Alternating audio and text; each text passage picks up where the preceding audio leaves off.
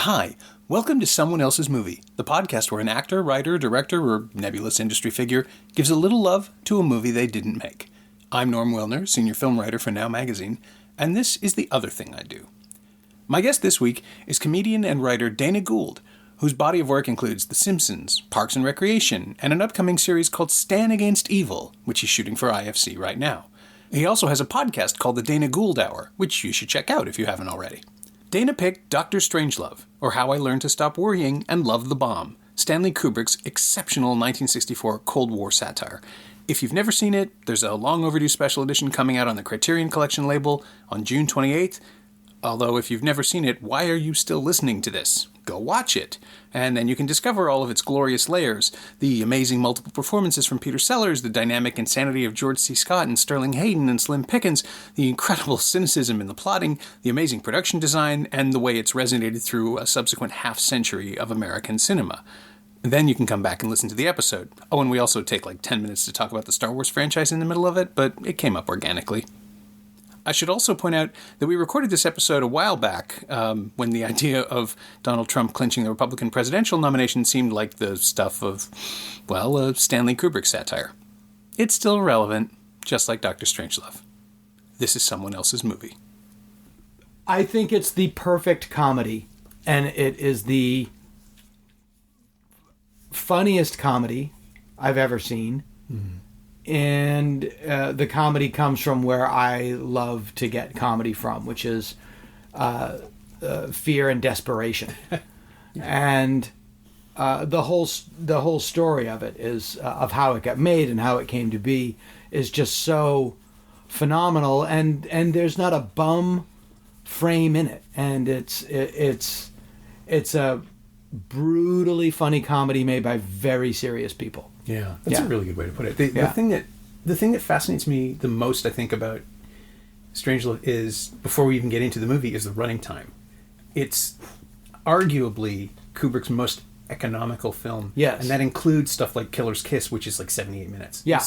He absolutely machine tooled this thing. Yes, and I think that's true. Like, whenever a movie gets over 2 hours, I'm like, well, is this necessary?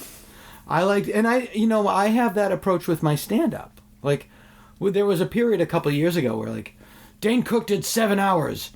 Dave Chappelle did 48 days. It doesn't matter. How long you're on stage means nothing. It's what you do while you're on stage.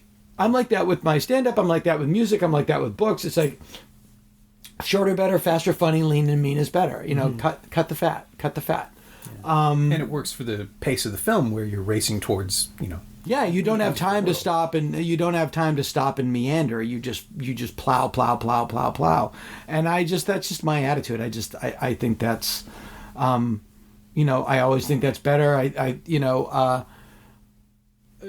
Star Wars at night, I don't know how long Star Wars is, but it wouldn't be better at a half an hour more. Right. I think the prequels proved that. Yeah, exactly. It's like I don't care. Just what's next? What's next? Yeah. What's next? So, what was your first experience of Strangelove? When did you discover it?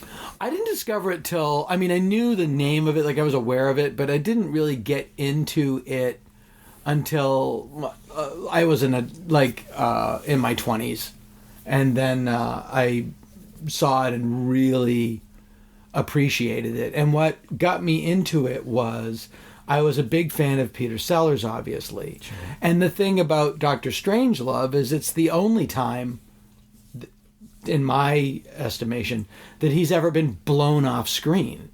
I mean, those scenes with Sterling Hayden, no one is looking at Peter Sellers. Everyone is looking at Sterling Hayden, and it's a masterclass in film acting because all Hayden is so still in those scenes. Yeah. He's so grounded and real and quietly insane that it's fascinating. And someone once said, that the camera is a machine that photographs people thinking. Yep. Oh, yeah. And that's why screen acting and stage acting are so drastically different. That's nowhere better illustrated than when Sterling Hayden, towards the end of that movie, starts to ruminate. It's just phenomenal to see. It's so. I mean, the whole movie there's not a bad frame in it, and the story of how it came about is fascinating. But those scenes with Sterling Hayden and Peter Sellers were literally, you talk about raising the stakes. It's two men in a room. And and one man is trying to literally save the world. You know, it's everything that drama shows. Drama's conflict. It's one character trying to get. One character is going to end the world. The other character is trying to save the world. But the character that's going to end the world is crazy. So the character that is trying to save the world can't come at him directly. He's got to come at him from the side. Yeah. It's brilliant. It's just, you couldn't build a better comedy machine. At everything that really matters about comedy, and the thing that just, it doesn't get better is when Sellers really starts to get desperate and he starts going, we were fighting them off, weren't we, Jack? You with the gun and me with the belt. Feed me, you said. And I was feeding you, Jack. I was feeding you. Why don't you feed me the code, old boy? I mean, it's just so...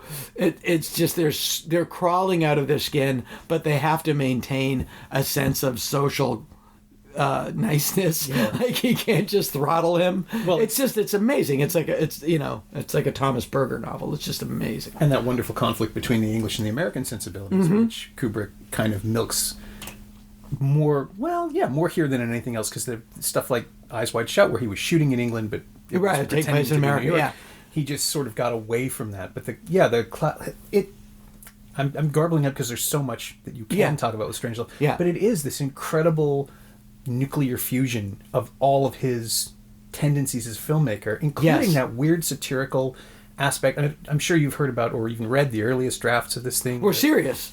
The first it was serious. It was Red Alert. Yeah. And then he got hold of the script, gave it to Terry Sutherland, and they turned it into a comedy. Yeah. Well, apparently, and I'm sure you know this, he was writing it either... He didn't originally write it with Terry Sutherland. He wrote it with, I believe, his producer. He wrote it with another... James Harris. Yes, wrote James Harris, or him and James Harris would have story meetings, and they would crack each other up, and they would talk about, like, when they were in the war room, they would have to order dinner, and there would be this thing where the war room would stop, and then they would be as like, do they have and that just started to destroy them, and it was one of those things that you can't see because it's too close. That he realized, this is the only way I can tell the story, because it's innately lunacy. The whole concept of human beings destroying themselves is innately a lunatic idea. That the only way he could really tell the story was as a comedy. And then through that they started coming. And then there was one where aliens were watching the history. Yes. And then Terry Sutherland came in. And the amazing thing about the Southern's, I'm assuming it's Southern's contribution, is just the names. Yeah. Like one of my favorite, probably my favorite line in the movie. And it's so funny because I talked about Sterling Hayden, but all my favorite lines are Sellers lines. Because Sterling Hayden, what's amazing about Sterling Hayden is he just sits there. Yeah, he's inflexible. Right? He is granite. He is a statue. And somebody said the other day that Sterling Hayden is such a gay-sounding name that only a man as heterosexual as Sterling Hayden could make it not gay. That's a pretty interesting interpretation. Yeah, I mean, he is like, he's... But the line where he goes to Keenan Wynn, now you listen to me, Colonel Bat Guano, if that is in fact your name. I mean, that's such an amazing line. Yeah, it's just it's right up there. The second place behind of Strangelove for me is Holy Grail. Okay, just in terms of like punch you in the face hilariousness at an unending clip, at a nonstop clip. And the thing about both of them is both written by groups of incredibly smart people. You know, now a lot of comedies, I include myself in this, it's just, they're not as educated. They're not as, these people were geniuses, so smart. And what do you know? They came up with something brilliantly funny. Yeah. And there is that sense when in the 60s and 70s when it wasn't shameful to throw a reference out. Yeah. That Yeah, they didn't talk down. It's like a deep dive. Yeah, it's like a deep dive, and they didn't. And apparently, if you are really schooled in Arthurian legend, Holy Grail is 10 times as funny. Yeah, it like, holds up. there's, I mean, it but makes it's sense. also it's like there's stuff that I am not, schooled on Arthurian legend, so I don't know about XYZ. But there's this is a like the Knights Who Say Neep has its origins in some story that if you knew about it, it would be funnier. It's just one of those things. Yeah. And I'm still in awe of the fact that they got like a 2-minute speech about anarcho-syndicalist communes in there. Yeah, no, I mean it's really, really brilliant. You And couldn't- trusted that the audience would sit for it. Yeah, exactly, yeah. Yeah. While just packing mud. Yeah. Just packing mud. A proletariat. It's just amazing. Yeah. Being oppressed. Yeah, and the answer to that in Life of Brian is the People's Front of Judea, Right. which is People's Front and the back and forth on that. Yeah, and it just that's just such beautiful stuff that people nowadays, it's not that they don't respect it, it's now they're actively contemptuous of it. Yeah. You expect now that the depth of reference will be, this guy looks like a Jay Leno thing. Yeah. It's a thing that looks like that thing It's not, you're not required. I mean, it's the Oxbridge thing, I assume, where I know this and therefore it's funny to me. Right, and it I've makes always the rest felt... of the room laugh. Exactly, and people don't... people will come to you.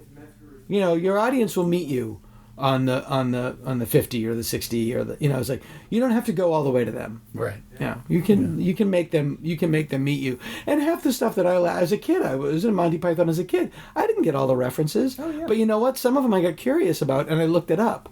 And then I became smarter, and I appreciated it, Yeah. and that has value too. And if Strangelove has its own sort of educational aspect, then I think it's really about telling people what the Cold War paranoia was like, and sort of tilting. I mean, I think Like my 13-year-old daughter is really bright and has great taste, and is a real nerdy kid, and I'll show her Strangelove in a couple of years, and she might not like it, but I was like, this is what it was like in the 50s and 60s in America. Yeah. Like we really were. I mean, I went to school in the 70s, and we had atomic bomb drills. Did you really? Yeah, Even we then? had duck and cover drills.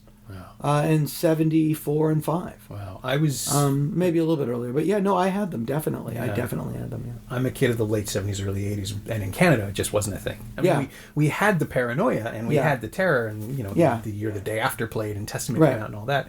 But it was always so abstract in that it would be a thing that was going to happen, but we wouldn't cause it. Like, we never felt... Right, yeah, you're just innocent bystanders. No, I remember the classroom in this school. It was when I was in, so I had to be 4th or 5th grade, so that would be 74 or 75. Wow. Doing a duck and cover drill if we hear the siren, we go under our desk. Jesus Christ. And by that time, it was probably just a mandatory thing for public schools that was becoming a vestige. Right, yeah. That they said, eventually said, we don't need to do this anymore. Yeah. But we did it. It was absolutely and also it was the President's Council on Physical Fitness, which was from the Kennedy administration.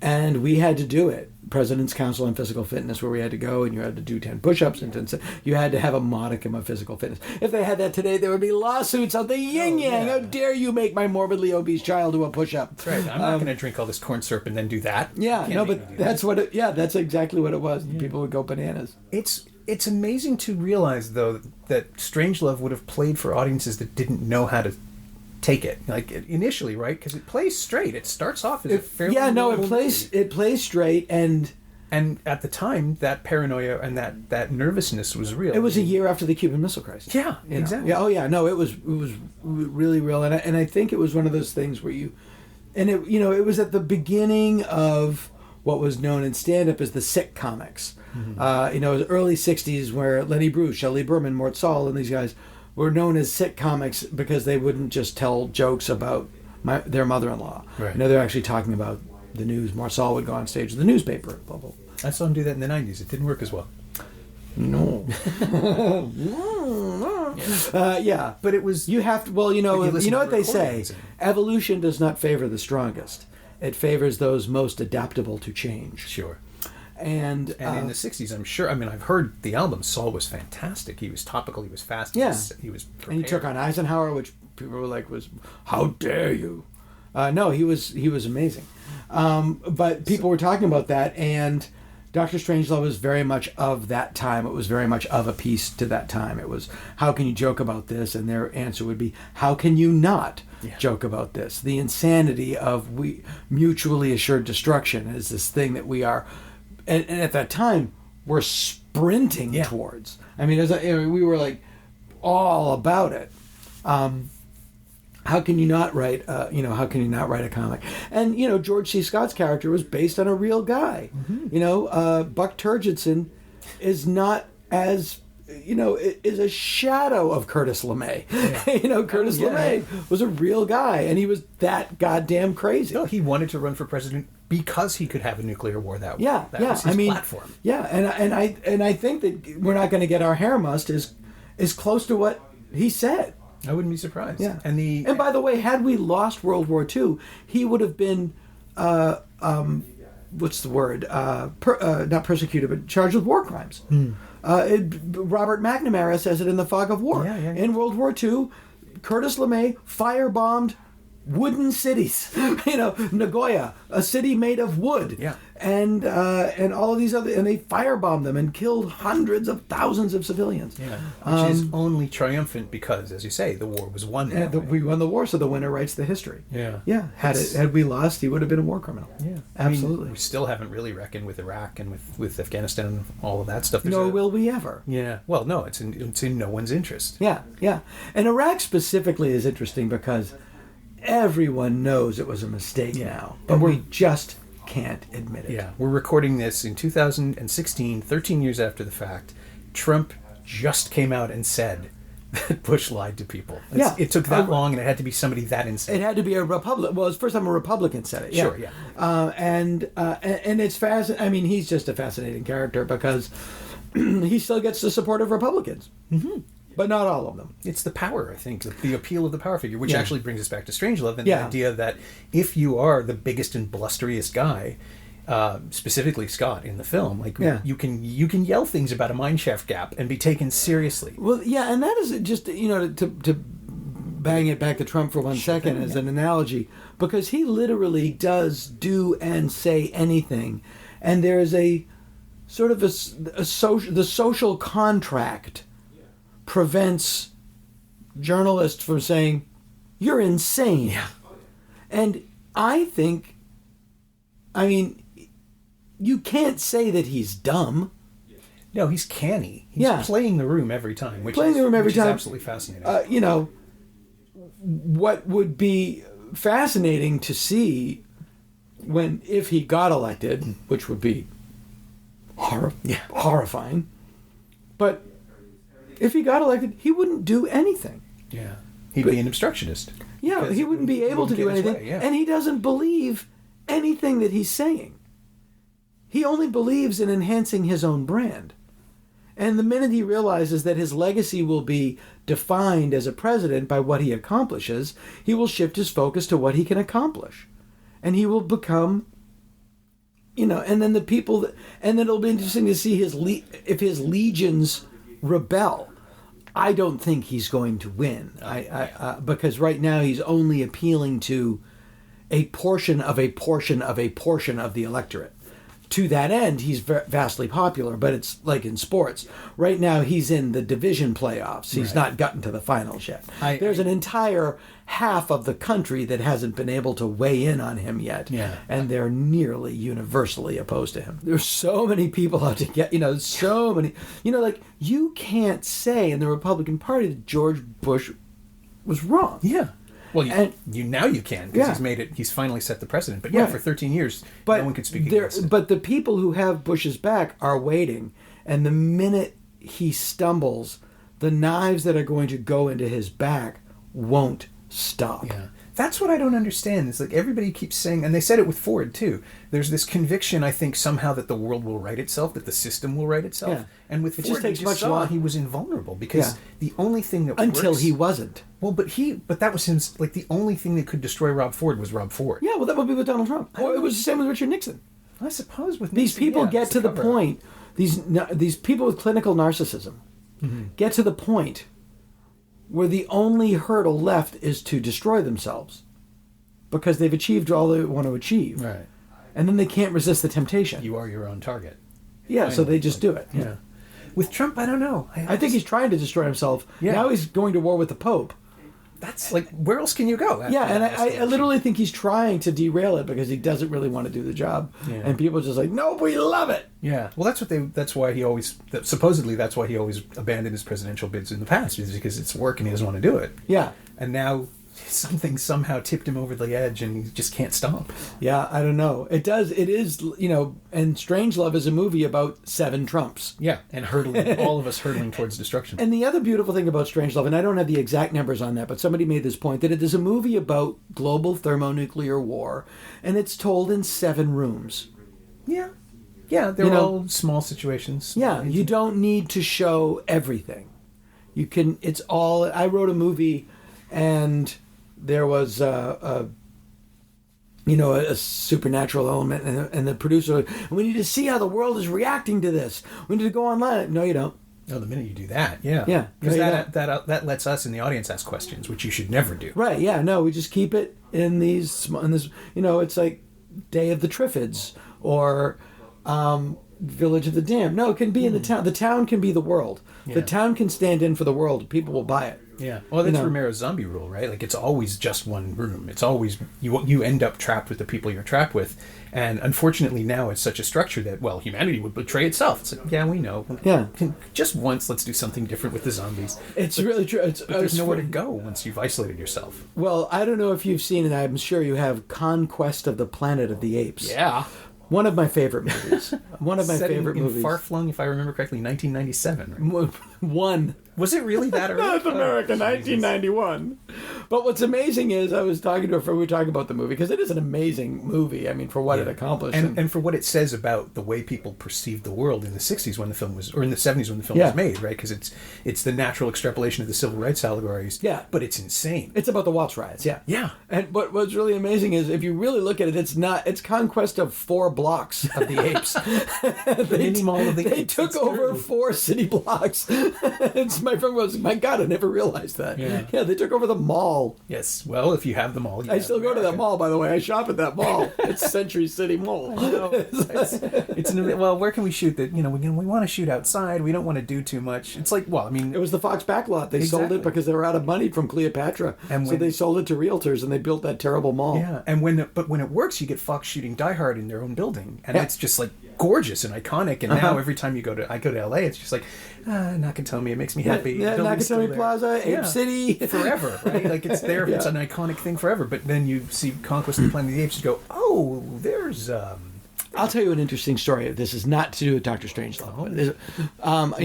We have room for digression. Big Planet of the Apes fan. Talk about living in Los Angeles. Well, one of the things, I moved to Los Angeles in 1989, and I have never gone out to Malibu Creek State Park, which used to be the Fox Ranch, which is where they shot the exteriors for the original Apes and many of the sequels. All of them, right? Like, wasn't the TV series shot there too? Yeah, and many sequels, and MASH. And I've never been out there. I have a very good friend who knows where Ape City was located in the park.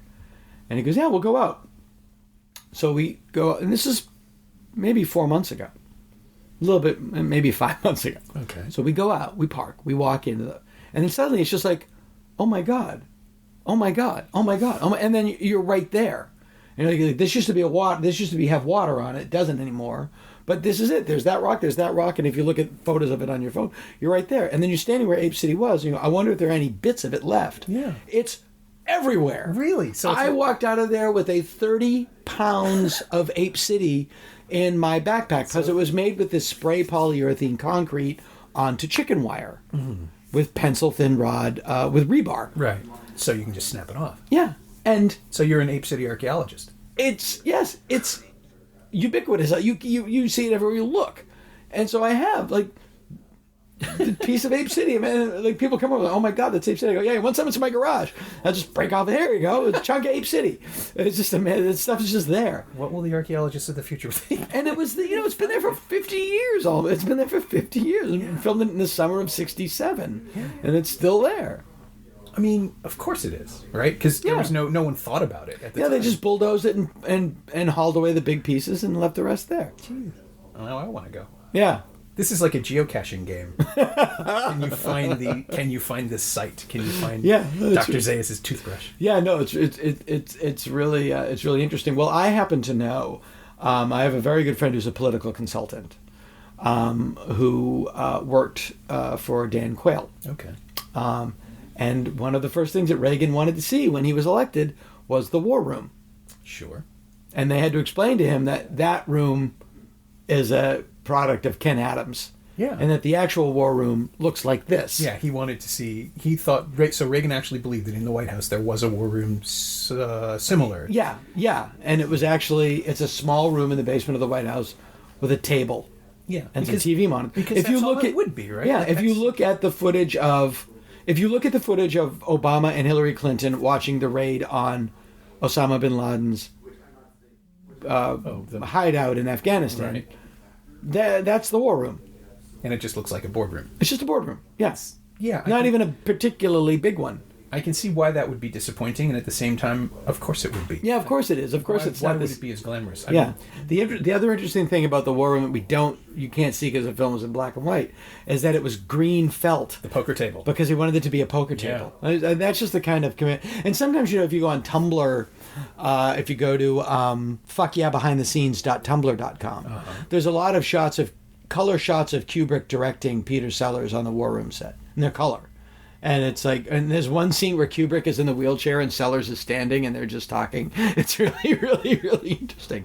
Another really interesting story about that is George C. Scott hates his performance in Dr. Strangelove. Really? Yeah.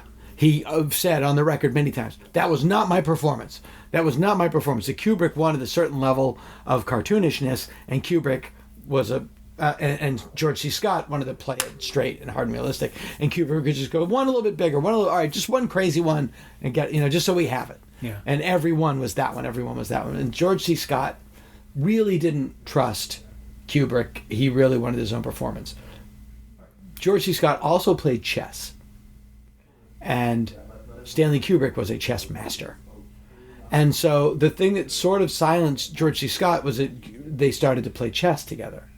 And Kubrick brutalized George C. Scott at chess. And that made Scott realize, well, he clearly is thinking, he can see ahead because he's...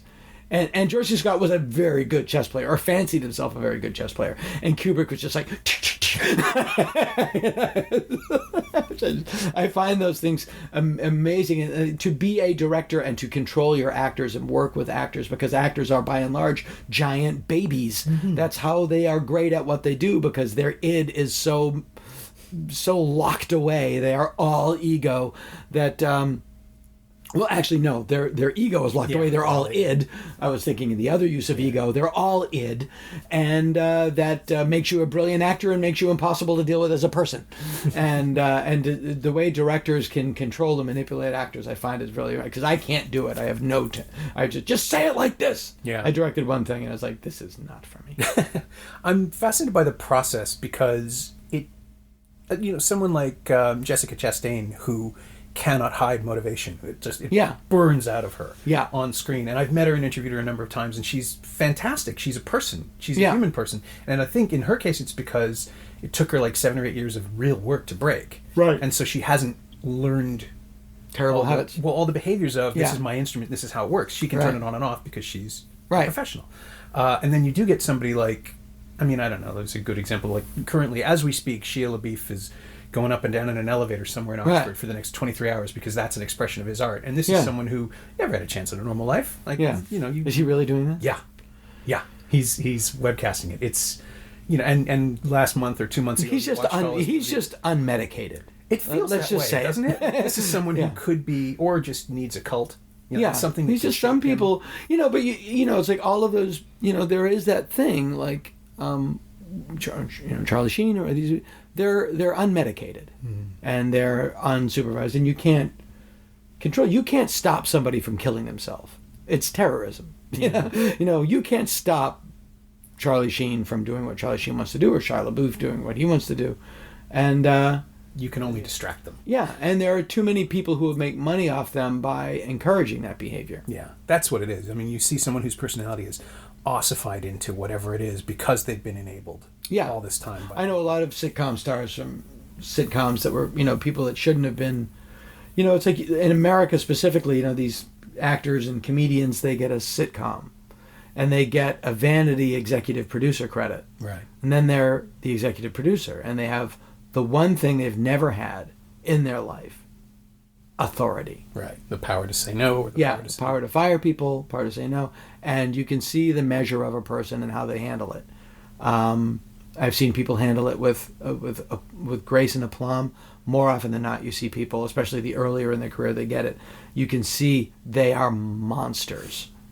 And I've seen two people from very close up just drive themselves into the ground. Like the ballet of self-destruction begins immediately. Right. And it's only frustrating in that it is so predictable. Right. And that there are other people working that get taken down. Like the projects and things that are destroyed. In the process. I mean, I've seen, but, in both instances, I saw people happy to be out of work because they got to leave that toxic atmosphere. Yeah. I've never understood how collateral damage functions in Hollywood. Like people who just have the misfortune of being on something and then get tarred with it. You keep going. Yeah. Yeah, you keep going. And it's eternal. It's been around. It's not a new thing. Yeah. I guess that's where the whole survivor mythology comes from too, right? Not the show, but the idea that someone is, this person's a survivor because they've come through this and this and this. Yeah. Again, it does not. Evolution does not favor the strongest. Those adaptable to change. How much shit can you eat? Yeah, and as I said about Hollywood, once they give you a bucket of shit and go, now if you finish that, we'll bring you the real bucket. That's so horrible. Yeah, and it's an industry that delights billions of people. It's funny because it's true. Yeah. Well, to get back to directing actors though, because there's something that you mentioned that Scott thought his performance was too big. Yeah. Because he was uncomfortable about being directed for comedy. Yeah. But the other big legend of the film, of course, is Slim Pickens, who wasn't told that the film was a comedy. So the story goes. That, I don't know this story. Well, supposedly Kubrick said they cast him fairly late, and he said this is and you know why they cast him. Well, did somebody else? Peter Sellers was supposed to play that role. But he broke his foot. He fell out of the cockpit and broke his ankle or something, broke his foot. And they got Slim Pickens. And Pickens supposedly was cast because Kubrick liked his performance in 2 or 3 other films. Yeah. And said, this guy's authentic, put him in. And no one told him. There was a famous, was it The Wild Bunch? Or that's too soon? The Wild Bunch was made later. Yeah, that's what I mean. Strangelove was too soon. Yeah. But there was some Western that he was in that Kubrick saw and liked him. Yeah. And he came up and he is that guy. Right. Like it's not acting, he is corn. Howdy, Mr. Kubrick. Yeah. Like he's that. I think corn on legs. Yeah, he showed up in buckskins, I think, in England, and Sellers didn't do it, and they put him in that role, and if he doesn't know it's a comedy. Yeah, you can't watch that last sequence with him. I mean, we can go into spoiler territory. He rides an the film was released in 1963. Yeah, you cannot have that scene played straight, and yet he was doing that. Well, here again, I'm sure you know this. In his famous scene where he's going through the survivor kit, right? There's a line. Oh yeah. There's a line where he goes, "Hell, 3 prophylactics, $22 in cash. Again, guy have a pretty good weekend in Dallas with all this." His line was originally, "Guy have a pretty good weekend in Dallas with all this." They changed it to Vegas because the first premiere of the movie, sneak preview, was November 22nd, 1963, and they're like, no references to Dallas. Yeah. So when it did come out, if you look during that scene, he is not saying Vegas. Oh yeah. He is saying Dallas. The dubbing is really obvious. And it's looping. All right, pretty good weekend and with all that. It's amazing that the film was even released at all after that. Yeah. It's just one of those things where Strangelove, watching it again, I think the last time I saw it was 2 years ago maybe, and watching it again with an audience that was ready for comedy. Like, they just come in and like, we're going to laugh at this. Right. And it won't let you right away. Like, no. There's a chuckle, and then there's a kind of a staggered laugh, and then people are barking. Yeah, and that's great. And, you know, But that's 50 years later. I can't conceive of what it would have been like to sit down and watch that film. It opened in January 1964. Well, it must have been insane because, you know, if you look at other films from that time that were like these legendary comedies, they are so slow. Yeah. So it was probably just like a roller derby. Yeah. But that's another thing about comedy that people don't realize. I do this on stage too. It's, you know, laughter and screaming both come from tension. Mm-hmm. Laughter and screaming are cousins. Oh, and they do the same thing. They release tension. And the more tension you build, the bigger the laugh. And I've been doing stand-up long enough that I trust the silence is enough. I love to build tension in a show. I love to stop and slow down. And you can feel the audience go, where is this going? What's he doing? I love that stuff. And there's a lot of that in Strangelove. And it's also...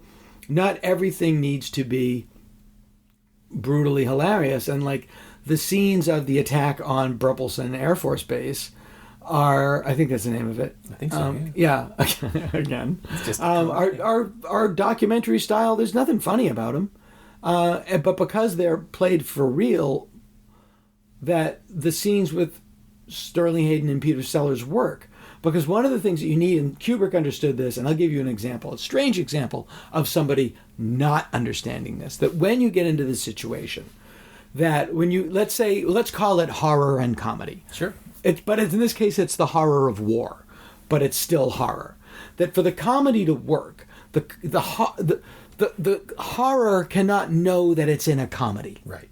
The horror and the comedy have to live and exist separately because they both exist on suspension of disbelief, but they're differing levels of suspension of disbelief. Yeah, the characters have to be invested in the situation for us to believe the laughter, like for us to get exactly. The jokes. Absolutely. And a beautiful example of it working, two beautiful examples of it working: An American Werewolf in London and Shaun of the Dead, with a glaring exception in Shaun of the Dead, which is the guy in the dog leash in the backyard. It's such a what we would call in The Simpsons a wacky stack. Okay. It's to me it's the one they got away with because it really shouldn't have worked. You mean the very end with Ed in the shed, or is there? I think isn't it the beginning? I don't know the film as much as you. Isn't it the beginning where they're throwing records at the guy on a dog leash? Yeah. He's just. I'm not even sure he's on. Is he on a leash or is he just stuck on? Might just be stuck there. Yeah, that is the one that's kind of like the zombie should not be funny. Yeah. And the zombie should not be put in the funny situations. That's true. But the joke is the joke works because it distracts us when they start fighting over. Yeah. It's Sean. Oh God. I know you're. You can huge, the poster. Huge fan. And it's an amazing movie, and Simon's the best. And I think the reason it works is because the Arrested Development stuff is all taken absolutely seriously. Like, the whole point is that this guy cannot rouse himself out of his own personal torpor to realize the world is ending around him. And so in that moment where they start fighting over, like this, when the second coming, the Stone Roses' second album, where one of them's about to throw it in, Ed's about to throw it in, Sean says, "I liked it," and it becomes this little fight over. That redeems that. Yeah, I wish there wasn't a zombie in that scene. It's the only thing. I see what you mean. But American Werewolf in London is a great example of it. Here's an example of it not working at all: Mars Attacks. If I could remake a movie, I would remake Mars Attacks. Because everybody's leaning into it. Everybody's leaning into it, and he doesn't realize that you can't have funny Martians and people also trying to be funny. That you need, if you edited the Martians from Mars Attacks, and this is not my observation, it's Tom Kenny's, if you know who Tom Kenny is. Yeah, sure. Tom Kenny said to me once, if you took the Martians from Mars Attacks and edited them into Independence Day, that is the comedy. If the human beings are playing it straight as a heart attack, and the Martians are wacky, then you have the beautiful, perfect movie. And that's why the assault on Burleson Air Force Base is played straight, and then you cut inside to Peter Sellers and Sterling Hayden, and it works so great because you have a boot on your chest, and now you can push it off. Yeah. And the Coke machine too is another moment where Perfect example, yeah. where you run smack into the absurdity of the real world. Yeah. I don't want any perversions. Yeah. And it's the unbending... And Keenan Wynn is so brilliant in that part. It's the unbending nature of the joke, right? Like, yes. No matter what you think the scene is about, it's going to be about this moment right here. Yeah. It goes back to, well, what would they order during the war room moment? Yeah. Like, how would you... There's a great scene. There's these little things that when it's done well that are so chilling. You know, it's like when in the moment, very early in the movie, when Peter Sellers learns that they've sent the wing, he just goes, "Oh hell!" But it's so like, it means so much, and it's just two little words, but it's kind of it's like a little beautiful moment where it's like, "Oh no, it happened. We did it. Oh hell!" There's another weird moment. One of my favorite movies. It's a TV movie. The original Night Stalker with Darren McGavin. Oh, sure, yeah. There's a really chilling, weird line in that for a monster movie where they find the body of a woman and she's in the desert. And the guy goes, "There's no footprints between here and there." And Darren McGavin goes, "What did he do, throw her?" And it's just this odd, like, yeah, he did. It's ugly and cynical. Yeah, and it's also, it's like, whatever we're dealing with did that. Threw a woman 22 feet. Yeah. It's great. It's just like, and it's not a big line, and he just throws it away. But it shows you the stakes. Yeah, yeah. And what Sellers does, that line, now that I'm thinking about it, it's just like, I noticed it, I saw it. Yeah. But now it's just like, oh, that's right. This is not only, like, it's dread, yeah, it's exasperation, but it's also like, well, this happened. Like, he's so nonchalant in a weird way in his disappointment. Yeah, that's the word. He's so disappointed that this happened. This couldn't be stopped. Yeah, and he's a Brit in America. You know, it's like all that class stuff comes in. Yeah. It's remarkable. Another beautiful did it anyway. Yeah, I love little. You know, I'm a comedy writer and a comedian, and I love beautiful little jokes that are like diamonds to me. And there's these so many moments. There's one scene where Hayden, with this big phallic cigar sticking out of his mouth. I mean, he looks like a penis. He's smoking a penis. Yeah. It's so phallic. But and he has no self-awareness. No self-awareness. At all in the line readings in any of it. No, and he sets the Colt 45 on his desk, and it's pointed at Sellers. Yeah. But he's not touching it. It's just sitting on his desk. And he has this one line. He goes, "Mandrake, do you realize as we sit here talking so amiably..." So amiably. It's just such a beautiful, weird little fleur-de-lis in that moment. Yeah. Sitting here talking so amiably. That's great. Yeah, it's the... Purple scenario. I can revoke this at any moment. It's the power. It's the posturing, and it is a dick move. Like for him, it's perfect. Yeah, he's such a fucking dick. Everything about that movie, it just, even now, like, it just fires on all cylinders. It does. It's just smart people doing their jobs the best of their ability. Sending us screaming into the abyss. Yeah, there's a great shout out to Strangelove in Raising Arizona when John Goodman and the other guy tunnel up into the bathroom. Yeah. Written all over the bathroom wall is POE, OPE, POE, OPE, PEO. Yeah. Forgotten that. Yeah. Of course it is, because the Coens are freaking geniuses. Yeah, exactly. The one thing they've never really done is a Kubrickian pastiche. Even in Hail Caesar, there's no room for one. Yeah. Hail Caesar, I was disappointed by. It was one of their movies that I would refer to as being confuse-hilarious. I like that it exists in the same world as Barton Fink, but it ain't no Barton Fink. No, in my mind, Barton Fink went back to New York to write for TV in the 50s. Barton Fink is in my top 5. Barton Fink is in my top 5 movies. Of the Coens or ever? Ever. Oh, wow. You get Planet of the Apes, the original, obviously. Strangelove. Ed Wood. You'd have to piggyback Plan 9 from Outer Space onto Ed Wood because to me they are of a piece. Yeah. Skipping through the universe together forever. Yeah, they're connected, joined at the hip, and I would put Barton Fink in there, and then maybe Holy Grail, just in terms of just like, wow, yeah. So, is the Barton Fink connection? It's comedy the way I like comedy. It's comedy when that it's the same with Dr. Strangelove. The building's on fire, and we got to get out. And the comedy comes from fear, desperation, And I love, I'm a writer who works in Hollywood, so there's a lot I recommend. I love the beauty of the painting, that he longs to be in this painting with this woman. I love the longing, the beauty of that. That's what Hail Caesar doesn't have. Is it doesn't have the painting. It doesn't have the longing of Eddie Mannix, who was a real guy. Yeah, and not at all like he's portrayed, as I understand. Oh, he was a horrible man. He was a horrible man. Do you listen to You Must Remember This? I haven't reached that point if he's in there. There's an Eddie Mannix episode. Oh, cool. Yeah, that podcast, I just discovered it. It's like porn. I can't get enough of it. She's so good. It is amazing, and I'm kind of in awe of what she's managed to accomplish with just the scholarship of it. The depth of... And I do on my podcast, I have like a mini edition of that in the middle of every podcast where I just I go deep dish about something that I'm really fascinated by at that particular time. I did one on the Night Stalker. Last episode was Evel Knievel. Just like weird little things that I get really fascinated by. And then I heard hers and I was like, oh, you did it as a whole podcast. God love you. It's an amazing commitment of resources. She's Ryan Johnston's girlfriend. Oh, so they're in England now because he's shooting Star Wars 8. Yeah, I didn't know that. Yeah. Good for Ryan. Nice to see Ryan had a break. Directing Star Wars with a super cool girlfriend. Blah, blah, blah. He has had my heart ever since he revealed his TV Ninja thing, where if he sees a television set that's misconfigured or miscalibrated to like showroom settings, he has to fix it. Because I do that. That's so funny. We were talking about it when he came through town for Looper, and I was just like, brother,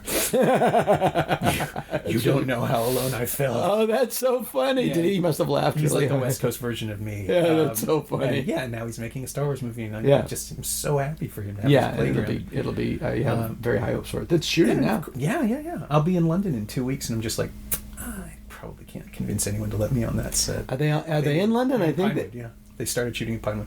They will shoot me on site if I go anywhere near. Yeah, I'm so glad. Do you want to, or do you just want it to be magic? No, I do. I want to. I'm so fascinated with the way that, and this is a whole other thing, a whole other podcast, I'm sure, topic, but I'm so amazed at the fact that after the prequels and after all this time, someone figured out how to make a Star Wars movie again. And make us care. It's everything I talked about in the last episode of my podcast, the Dana Gould Hour. If you listen to the episode Happy Sad, it's all about it, because the last episode made me happy sad. This movie. Yeah. Episode 7. I saw it in a very terrible mind frame. I had just I had a very long relationship was ending. This deeply. I was divorced and went in the midst of my divorce. Met a woman and we were getting simultaneously divorced, and we went through our divorces together and spent 3 years together. And it's not destined to work. When you're forged in agony like that. But that's a really profound relationship. It's a profound relationship, and we are very close still. Like, we know what we are to each other. But as it was ending, it was when I went to see Star Wars. And so I was in a weird frame of mind. I am a little older than you. I saw the original Star Wars when I was 12. And I saw Empire when I was 15. So I was the perfect age. I was 8. I'm not that much younger. Yeah. I was like Star Wars is to me what like people who saw the Beatles on Ed Sullivan when they were 13 was to them. It's like, this movie was made for me when I was that age at that time. I was the target audience of Star Wars when it was originally released. Right. And seeing when Harrison Ford and Chewie run onto the Falcon, I didn't get a lump in my throat. I got a boulder in my throat. Because, it's two things. It was like, it was happy sad, because here I am experiencing a genuine thing that I did for my childhood. This is like I am now 15 again. Mm-hmm. I am in a movie theater watching Harrison Ford and Peter Mayhew play Han Solo and Chewbacca. But I'm not 15. Yeah. And they're not 34 anymore. Yeah. We all look like shoes. And I'm divorced, and I'm now single again, and he's old, and he's in a plane crash. And it was just like, it reminded me of the Twilight Zone episode Walking Distance. Sure. Where the father says to his grown son, "You can't be here. You can't be here. This is his summer, not yours." And that's how I felt seeing it. I loved it, and it was beautiful. But if it was just the old generation of characters, it would have been a suicide movie. But the fact that they brilliantly carried it over, and my theory on it is, they had to, studios are in the process now of owning a universe. Mm-hmm. What universe do you own? Marvel or the Hunger Games or whatever, and then you can play in that universe forever and a day. Right. And Disney happens to own 9 out of 10 of the existing universes. Oh, and of course, and Patton Oswalt, in his monologue on your show, had that incredible theoretical breakthrough where you could loop together all the universes and have Tony Stark open a time portal. Yeah, exactly. Which we all thought, oh, that's ridiculous, but I'm sure one executive is going, actually. No, exactly. And what they did with Star Wars, especially after I am of the belief that there are only 2 good Star Wars movies. Now there are 3. There were 2. I wrote the article, 50 Reasons Return of the Jedi Sucks, for Sci-Fi Universe in 1995 or 6. When it was a heretical state. Yeah, I wrote it with Dan Weber. But yeah, no, we were, George Lucas referenced that article when he did when he announced he was doing the special editions. He said, I read all these articles about people who think the movies suck, so I want to fix them, and But what they did was, we need to reset this universe for people. And what I think they did was, if you look at Force Awakens, Act 1 is a remake of Star Wars. Yep. Act 2 is a remake of Empire, and Act 3 is a remake of Jedi. Yeah, and that they encapsulate. They made one movie to restart the whole franchise. Done, and now you can go. Yeah, and it lets you experience the joys of those movies while also understanding generationally, which is the absolute genius thing they did, and the only thing that from the prequels that is even necessary, is that they stole the thing from Galactica. All of this has happened before, and all of this will happen again. And by tying it to the Skywalker family. Genius. Yeah. It's absolutely genius. I don't have any of the reservations I had with the prequels where, come on. Okay, here. I'll lay this one on you. There is one thing that I was sure was going to happen in The Phantom Menace that didn't happen. And had it happened... Something? Technically, no. But this is it. Trust me on this. Had it happened, we would not hate it. We would have had way more hope for the prequels going forward. All it had to do... And it would have cost nothing. In the final sequence where Obi-Wan is watching Darth Maul and Qui-Gon and Neeson fight, and then those stupid security doors come up, and Neeson and Maul and Qui-Gon are separated, and Qui-Gon knows he's beaten.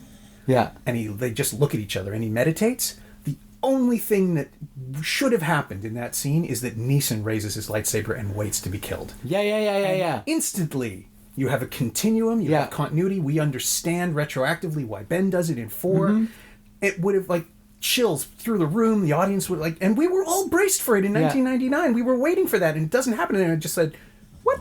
And then he dies, and he's struck down, and he doesn't disappear, and nothing, and it's just George Lucas doesn't understand his own movies. No, that's not the first time that's happened. No, but it was it crystallized, right? Yeah. You just suddenly realize all the lies, all the other stuff he's done, and all the stories he's told. It's oh, no. You have no idea what people hold dear. I agree. I don't think he has. He's too close, or he has no clue. Yeah, and then you see strangers, Abrams just comes in and, oh no, this is why you love this. This is what works. You remember this thing, right? Yeah. This thing's great. Here's a new thing that's also good. And you just, it's got such confidence and authority. And I went back and watched it again with my wife, and she hadn't seen, I saw a preview screening where you were, if you brought a guest, you'd be murdered. Right. Where the guest would be murdered as a lesson to you. And we went back and I watched the audience, and they were silent. And it was a Sunday afternoon screening, and it's oh, they've already seen this once. They're just here to watch it again. And everyone's just sort of, it's okay, you can enjoy it, it's going to be fine. Yeah. And they skillfully gave everybody an entrance. Yeah. They gave everything an entrance. Yeah, no, the whole point, the Phantom Menace, I saw Phantom Menace opening night in New York. And we didn't even have tickets, we didn't even think about going.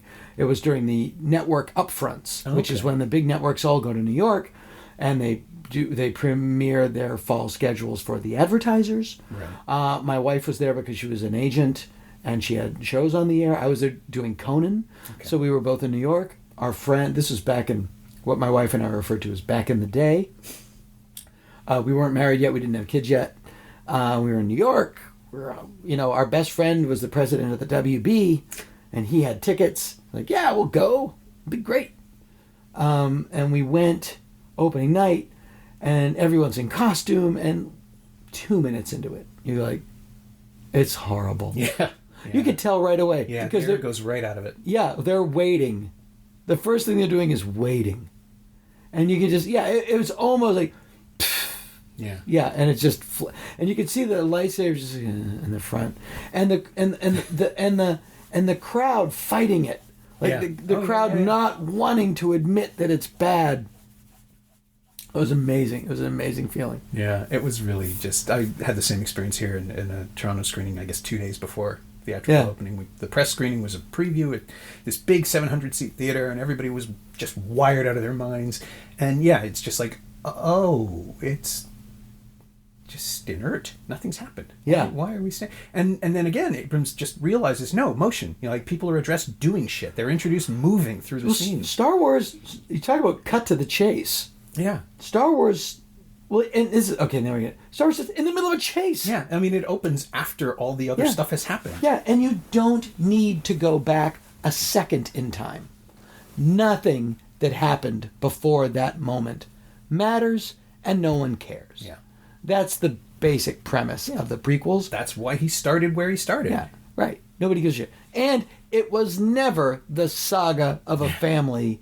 It was, you wanted to make Flash Gordon, you couldn't, so you invented your own. And then some stuff fell into it by accident from other people, and then you retroactively built this mythology around it. You never wrote 21 movies and wrote, it's just like, he's just such a charlatan. It's the worst, and I think that's why, like, even your impression of him sounds kind of Muppety. Everybody does that. So do I. It's the sense that he's just he is this fraudulent Wizard of Oz character now who he couldn't acknowledge that he got lucky. That's the thing I've never understood. Yeah. Like 77 and 80, you created mythology, you changed the world. You made something that wasn't there before out of pieces that were, and you showed people a new kind of dream, and you reinvented everything we think about space opera. Like, you invented space opera, or upgraded it from Flash Gordon and Buck Rogers and Lensman, and you're just say so. Like, you used to say it all the time. Just admit it and say, and now we're going to do this. But it's like, no. I have this grand plan, 9 movies, and then it was 6 movies, and back to 9 movies. Yeah, it's all baloney. And the internet is filled with these rantings. I don't believe you. But it is that thing in 1980. Part of the reason he got so lucky in 1980 is he had a director that wouldn't listen to him. Yeah. He fought a lot of fights. He lost a lot of battles with Irving. He thought Irving Kershner would do everything he said. Right. And Irving Kershner went, "Fuck you." Yeah, I'm the director here. Yeah, and there was a scene. The most famous example is "I Love You, I Know," where he was like, "No, he can't say I know. He's got to say I love you too." And Irving Kershner was, "You're out of your fucking mind. That's a much better line." Yeah. And he fought it up until it came out. Yeah, he's a space scoundrel. But that's and there it is. Like, he just doesn't know who Harrison Ford made Han Solo. No. Like, and I guess that's it. He just can't divorce himself from the idea of the character in his head or whatever the story. No, it's like, it's like he wouldn't shoot first. Yes, he would. He did. Yeah, he always did. Yeah, and he's like, well, this is going to be Princess Leia. You can't shoot her. Yeah, I did. That's the whole point. That she fell in love with somebody she shouldn't have because she's a human being. And that's what we all do at some point in our lives. Yeah. And if you remember, George, the original idea was that she was going to fall in love with the guy you later decided was her brother. Right, yeah. So it's the start of the Force is very different with people. It's like, nope. No, and it was also like Darth Vader was not Luke's father in Star Wars. No. They didn't know how to end Empire. Yeah. So they thought, what if we make Darth Vader Luke's father? Oh, that's interesting. And it's great, because it does. It clarifies everything, and it makes all the relationships work. But I am telling you, when they were making Star Wars, Darth Vader was not his dad. No, and Darth Vader wasn't the central figure of the mythology, because if he was, he would have been in it for more than 6 minutes. Yeah, exactly. Somebody described him on my podcast as a disco samurai. Sure. He's just a disco samurai Avenger. Yeah, with James Earl Jones's voice. Yeah. But that brings us back to Strangelove. Because James Earl Jones is in the cockpit. I can segue anything. Yeah, he's in the cockpit. I believe, is William Daniels in that cockpit? There's certainly William Daniels' voice. The future of St. Elsewhere? No. William Daniels' voice is in that cockpit. I don't know if it's his. There's one of the guys. I wonder. It sounds. Go to the cockpit scenes. Mm-hmm. One of the guys sounds like he was looped by William Daniels. It's certainly possible. Yeah. I mean, Kubrick was living in New York at the time. He would have known the guy from his TV work. You have to. I'm telling you, it's not one of the Navigator sounds like he's being looped by William Daniels. I will revisit that because that's something I've never really thought about. Yeah. It's weird. Every time a guest brings a huge movie in, it feels like we don't cover it enough. Right. But I think that's just the way it is. It's the nature of conversation. It's the nature of it's a river, and it's always going to follow its own path. But something like Strangelove is so big and so intimidating. I mean, you can actually track the evolution of an entire comic sensibility from it. Totally. Where previously, like Star Wars, nothing had existed before. Yes. And it lands like an atomic bomb and just changes the world. And has no peer. They never did that again. Yeah, because there's no point. Like, everything would be compared to Dr. Strangelove. Yeah, but they never did an Armageddon war you can't go near it. No, it's funny, the only other film, and this is going to sound weird, I'm sure, the only other film that I think of in terms of like a comedic presence on the landscape that way is Airplane. Yeah. Which, like Strangelove, was a straight project that became perverted into a comedy. Yeah. Oh, I didn't know that. Yeah, well, it's a remake of Zero Hour. This terrible 1950s movie about a prop plane airliner where everyone gets food poisoning and they have to land the plane without a pilot. That's a real movie that was made by Paramount. I did not know that. Yeah, and they took the script, and some of the script pieces are the same, but played into comedy, and it's the disconnect between the archness of the performances and the ridiculousness. I mean, it's a weird analog in that 20 years later, they found a way to do the same kind of frenzied build with a serious face. Yeah. But beyond that, there's absolutely nothing connecting the two films. Like, just they're weird circumstantial evolutions of comedy. Yeah, and they did, and Airplane absolutely said, no, we're going to do this. Yeah. And again, Airplane was not the thought to be successful by its studio. The big movie that summer, the big comedy that summer from... Was it... Warner Brothers? Paramount released Airplane. Right. The big movie, I guess Paramount released this movie too, was going to be Stroker Ace with Burt Reynolds. Oh my God. And that tanked, and so they had to put something into theaters, so they widened Airplane's release. And created a monster. Yeah. Yeah. And Don't Call Me Shirley. I did not know that. Yeah. That's amazing. I guess... Yeah, you can never know what the audience will respond to, I assume, because Burt Reynolds at the time was a gargantuan megastar who couldn't be stopped. But yeah, and you never know. These people just they step in crap sometimes. You can't. It's the nature of the business. Somebody, like I had an idea. Like one of my,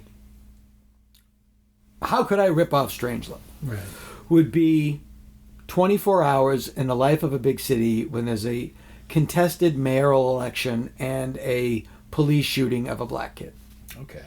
And then you get all of those archetypes that you can mock up. Right. And then because it's a comedy, the black kid would be found to be not dead, and so it's an institutional crisis rather than a personal crisis. Right. But to play out, to mock out all of the personality, socio-political, cultural archetypes that Strangelove does on a smaller scale. Okay. Like that would be a way to do it, I think. Nobody would pay to see that. It's basically in the way that Strangelove is the comedic answer to Failsafe, even though it beat it to the screen. This would be the comedic answer to City of Hope, the John Sayles movie. Okay. But who knows? City of Dopes. There you go. There you go. It writes itself. That's a Simpsons. No, I don't have to write it.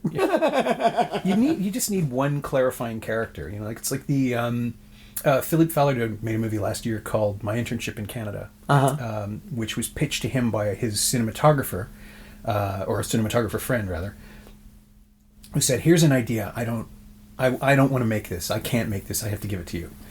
The idea is, I know that feeling. a member of parliament in Quebec who has run as an independent and is sitting as an independent and has no party affiliation finds himself with a swing vote on an abortion law, and he gets courted by both sides, and this is what the movie's about. And wow, that's a great idea. Well, yeah, and Philip said, "What happens next? That's great. Then what happens?" And his cinematographer friend says, "Oh, I don't know. That's why I'm giving it to you. I can't. I've been trying to crack this. I can't break this." So Philip turned it into a different political situation. He has the swing vote on whether or not Canada commits to a war. Oh, okay. To sending military assistance somewhere across the globe. We never find out where. And then it becomes Philip's cracking of it was that his wife is a hawk and his daughter is a dove, and they're the ones pushing back and forth. Plus, there's everybody else in control. Right. But that's how it spiraled, and it wasn't until he figured out who the politician was and what his history was that it became funny. Right. Up until then, it was this terrifying political Right. Oh, that's fascinating. So the way in he said the way in was to find this poor guy who just, he's good at what he does, but he doesn't want to do anything. Well, they tried to do that on the HBO series with Jack Black and Tim Robbins that just came out. They tried to do the Strangelove situation with that, and I don't think it played good. No. Well, the problem now with geopolitics is that it's all too intimate, I think. Everything's become so personal that we can no longer imagine a human-based threat taking out the whole world the way we used to, because the Soviets were faceless monsters who wanted our deaths, or vice versa, depending on who was telling the story. Now, it's always a virus or a comet. It's something implacable that we can maybe stop, but probably not. Right. And we can't envision our own destruction coming from inside anymore. And I kind of want to believe that Strangelove helped with that. Yeah. By humanizing it all and showing us just how ridiculous it would have to be to get to that point. Yeah. But at the same time, maybe we're just, maybe it's just the internet. Well, it's also a beautiful thing you have to remember about Strangelove is that it does end with they don't save the world. No, not even a little. Yeah, that's what makes it a great film. Yeah, they create a little Playboy shelter for themselves. Yeah. Because I'm pretty sure we all believe that that's what the 1% would do. Yeah. I mean, to the point where, of course, they'll have to have breeding desires. Only the most pure specimens. But, and then Emmerich goes ahead and makes 2012, where that's basically the plan. The world is about to end, and so the rich get space arcs. Yeah. Or water arcs. They're not even space arcs. That was a great switch in the movie. It's like, oh no, we're not leaving the planet. We're not that advanced. But we can float for a little while until it fixes itself. But just this whole triumph of the 1% thing, that creeps me out, that a movie can be immune to that irony. Strangelove totally knows what it's doing. It embraces that kind of revulsion for the situation. Yeah, and it still gets us to laugh at it, which is goddamn genius. Well, that's the other, and another idea for a comedy is that the one thing the 1% can't buy their way out of is time. They're going to go old and they're going to die, and there's a comedy in there someplace. Yeah, there's a couple of really terrible straight science fiction movies too. You must mean Gattaca. No, Selfless, just last year, the one where Ben Kingsley gets to be Ryan Reynolds. Oh, I didn't see it. Is that what it is? That's the idea. You can just download your personality into a younger body. Oh, okay. And then you have to take pills, and then they own you. It's seconds, basically, without the surgery. Right, yeah, seconds without the surgery. Yeah. But a comedy version of Seconds. Logan's Run. The comedy version of Logan's Run would be great. You just regress it until everybody's so young that they can't actually operate the machinery. I think Logan's Run is the comedy version of Logan's Run. It may well be. Okay, so to wrap, the final question is always the same as well, which is that, and I'm pretty sure you've already explained this, but what of Strangelove have you lifted? Is there anything that you've used or absorbed or internalized? Yeah, I have the same attitude towards where comedy comes from that Strangelove does, that it comes from very serious things, played out in a way that is based on realistic human reaction, and the comedy is because you choose to laugh instead of cry or scream. Right. That it's a choice. I try in all of my stuff in my act, certainly the stuff that is important and matters, is based on very real things that it can be serious and some are darker than others, but there, people have come up to me and say, "Oh, yeah, it's so sad, that story. I mean, it's funny, but it's so sad." I'm like, yeah, that's the point. Yeah. As George Carlin said, you never laughed harder than when you're kneeling at the casket. Yeah, it's grim, but it's not wrong. It's just, comedy under pressure. Yeah. And real pressure. It doesn't have to be gallows humor exactly, but the understanding. No, but, comedy based in desperation, anxiety, panic is where I get most of my best stuff. The thing where you have to laugh because you can't do anything else. Yeah. The classics. The basic human you laugh to stay alive, My thanks to Dana Gould, who's off working on Stand Against Evil with John C. McGinley and Janet Varney for IFC right now, and whose podcast, The Dana Gould Hour, you can find at danagould.com or wherever you find the podcasts you enjoy. He's also on Twitter at Dana Gould, all one word. You can find Dr. Strangelove in various DVD and Blu-ray editions from Sony Pictures Home Entertainment, and it's kicking around on various digital services, but really, if you don't already own it, hold off until June 28th when it arrives in a shiny new special edition from the Criterion Collection. Been waiting for this for a very long time. If you, like me, have been clinging to your Criterion Laserdisc special edition of Dr. Strangelove, you can finally upgrade. As always, you can find me on Twitter at Norm Wilner and elsewhere on the internet at nowtoronto.com. You can also find this podcast on Twitter at Semcast, S-E-M-Cast, and on the web at someoneelsesmovie.com. If you want to leave a review on iTunes, that would be very kind of you. This week's call sign is Precious Bodily Fluids, because really, how could it not be? Thanks for listening.